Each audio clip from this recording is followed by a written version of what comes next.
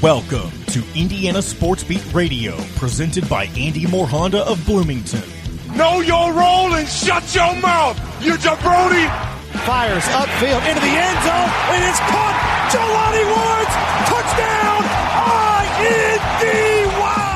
A 43-point night for Tyrese Halliburton. How do you like that, partner? Renew now, drives in low, throws up a shot. It doesn't go. Tipped up and in by Anthony Leal. Indiana takes the lead. It's pretty simple. I win. Google me. Now, here's your host, Jim Coyle.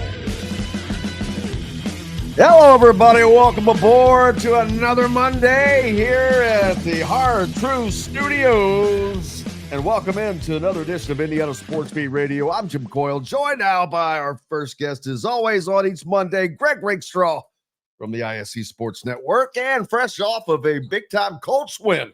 How are you, sir? I am in far less need of hard truth spirits after this week's game than I was the week before. So, Jim, I'm doing great.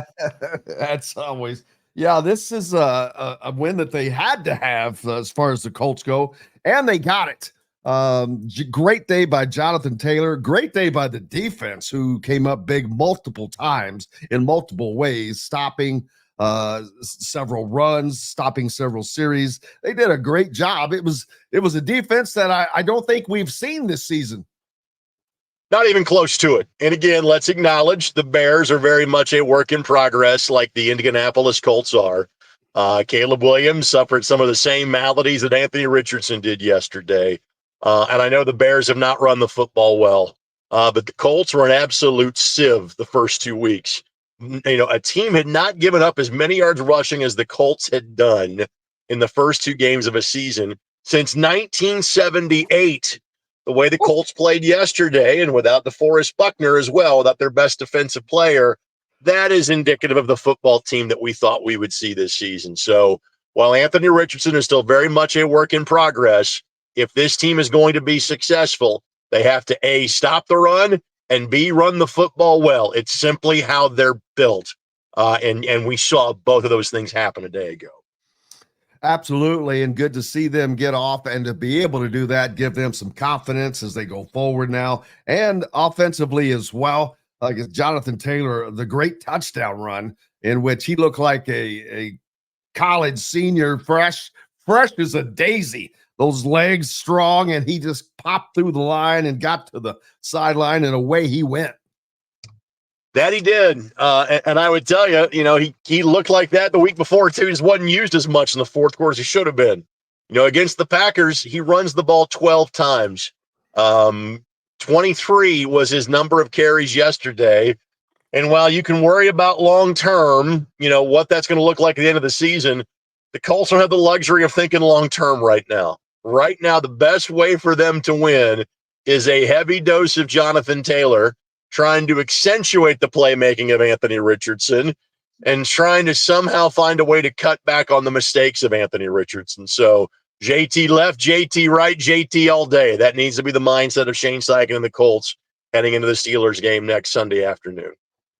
Yeah, and it certainly gives Anthony Richardson a little buffer as far as making sure he's doing everything right. And with the offense, the more successful the offense period is, the more confidence that hopefully he'll get from that.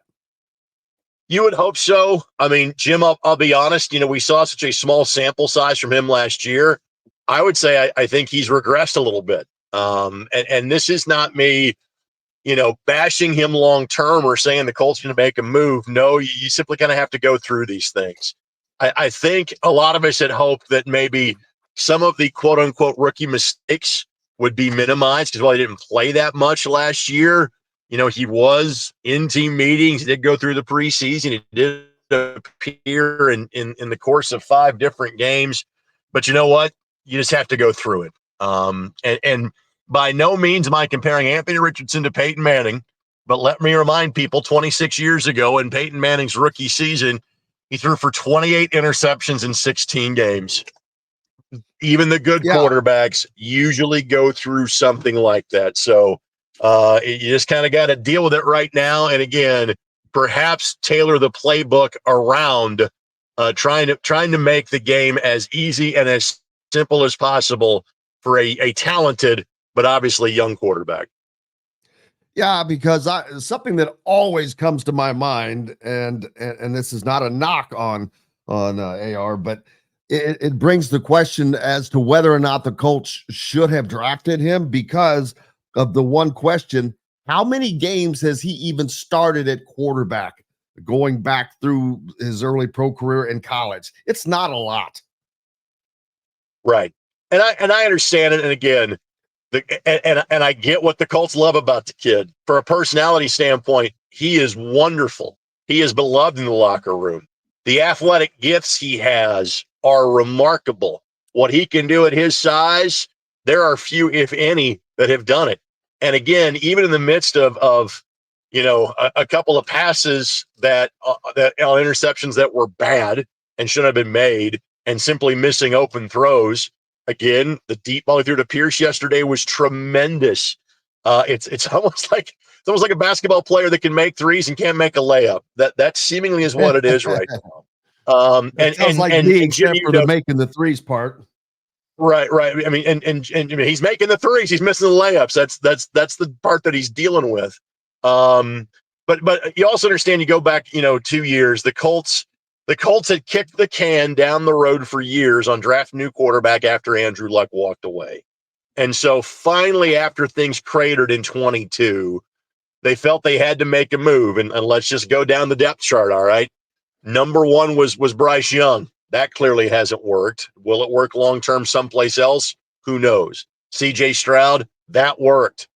Okay, the next guy off the board was Anthony Richardson. The next guy off the board was Will Levis, and Will Levis has had some similar stats to what Anthony Richardson has had. So it's just it's kind of the I wouldn't say the hand the Colts were dealt, but they knew, I think, there would be some question marks and some growing pains. And frankly, they thought they'd go through them last year when expectations were a bit lower. He gets hurt, Minshew comes in, they win 9 games. All of a sudden, here comes expectations right back up again. And to be blunt, part of this too accentuates a couple of things.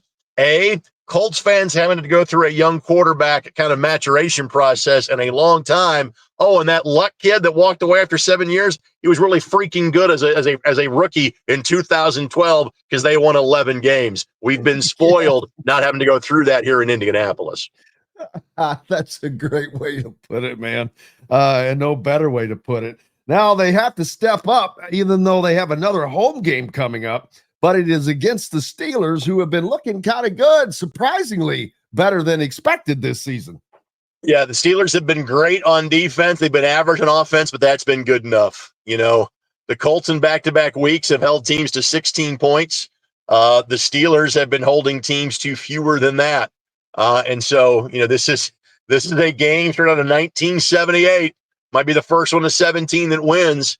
And if you kind of look around the National Football League, man, that is the trend more than the other way around. I think there has been one quarterback that has thrown for the combination of 300 yards and 300 touchdowns in a game so far this year. I think it might have been Andy Dalton yesterday. Let me guess. That's insane to think about that over the first 3 weeks of the season. Was it Shohei Ohtani? Ohtani might be the best quarterback in the National Football League right now, Jim. That's a very good point. He could very well be if he tried. But the great thing about the Colts, they have the Steelers coming in at home. If they can get that win, get back to the Mendoza line of 500, they've got back-to-back games in which they can win. Of course, going down to Jacksonville has just been a bugaboo for Indy for some reason, but they have a game with the Jags after playing the Steelers, and then the Titans, which that could let them get a couple of wins going in a row. Jim, that is true. But to be honest with you, I'm not sure this team has the luxury / ability to enjoy long-term planning right now. Yeah. This is very much a week-to-week operation. This week was a W. The Steelers are going to be a tough task. My thoughts, as I'm sure the players and coaches are, all focuses on Pittsburgh coming up this Sunday. As it should be, as it always should be, especially in the game of football, because these games are so they're weekly. It's not like any other sport where you're playing the next night or in a couple of nights. It is a all hands on deck. Every coach is the same way in football. It's week by week, game by game, because it takes so much focus because there's so many different things to focus on. What about the Steelers? Obviously, their defense has been better than their offense, but what do the Colts have to do this next weekend to continue this win? Well, continue. Well, they've got one, Cut but down, put it back on. right. Cut down turnovers. Stop giving the ball to the other team. Just because, again, I think both teams will go into this game going, hey, make the other team beat you. Don't be complicit in your own demise. Given how the Steelers have played, if you give them short fields, they will pounce and take advantage of it. So a game with 2 or 3 interceptions for Anthony Richardson, it cannot happen. You may see a lot of cheers by Colts and Steelers fans if they go 3 and out and punt the football and don't turn it over. And so that's got to be job one for the Colts, is simply cut down on giving the football away. Absolutely. What is up next for you, brother? So for me, high school football wise, I've got Lawrence North and Ben Davis. That could be a big game for the MIC championship. LN is 5-0 for the first time since 1989. Now, frankly, they have kind of feasted on kind of the back end of some competition. That takes a notable uptick the next couple of weeks with Ben Davis and Warren Central. But if LN wins those games, they will likely clinch a share of the MIC championship for the first time in school history. That league has been around since 1996. So that's my Friday night gig. Saturday, I'm doing a doubleheader of football e-football.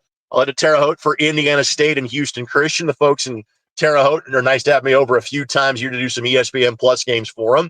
This will be one of them. Then I've got Indy 11 on Saturday night playing host to Miami FC.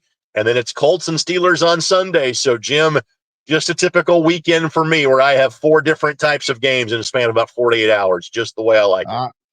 I understand. Any big things happening, any shockers this past Friday night in high school football? Well, the game that I had certainly got your attention, and that was Brebeuf beating Carmel. You know, that was a one-time match between those two teams. Exactly. They had not played in 44 years. Carmel had approached Brebeuf about playing. Carmel's looking for an opponent.